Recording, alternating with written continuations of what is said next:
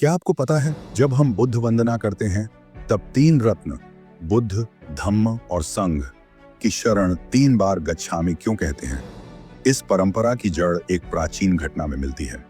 एक समय भगवान बुद्ध नालंदा के पावारिक आम्रवन में विहार कर रहे थे। उसी समय निर्ग्रंथ नाटपुत्त भी अपने समुदाय के साथ उसी नगर में ठहरे थे। एक दिन एक निर्ग्रंथ दीर्घ तपस्वी तथागत के पास आया।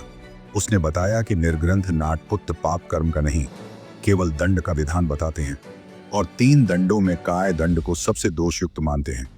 तथागत ने कहा कि वे दंड नहीं, कर्म का विधान करते हैं और 3 कर्मों में मन कर्म को सबसे दोषयुक्त बताते हैं। जब यह बात निर्ग्रंथ नाटपुत्त को पता चली तो उन्होंने विवाद के लिए अपने शिष्य उपाली गृहपति को भेजा। लेकिन तथागत की देशना सुनकर उपाली इतना प्रभावित हुआ कि उसने उसी क्षण 3 रत्नों की शरण की प्रार्थना की। तथागत ने कहा, गृहपति, सोच समझ कर करो।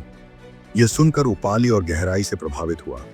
उसने दूसरी बार शरण की प्रार्थना की।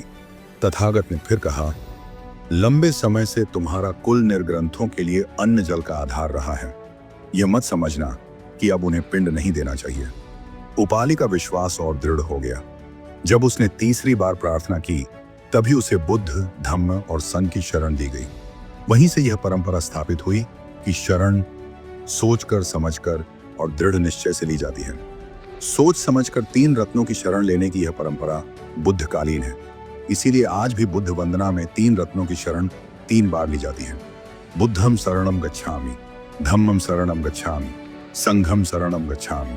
और ऐसे ही मैं दूसरी बार बुद्ध, धम्म और संघ की शरण जाता हूँ और तीसरी बार मैं बुद्ध, धम्म और संघ की शरण जाता हूँ।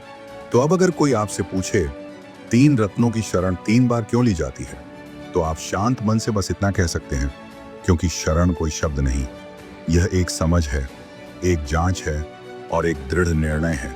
इसीलिए हम 1 बार नहीं, 2 बार नहीं, बल्कि पूरे होश और जागरूकता के साथ 3 बार बुद्ध, धम्म और संघ की शरण जाते हैं।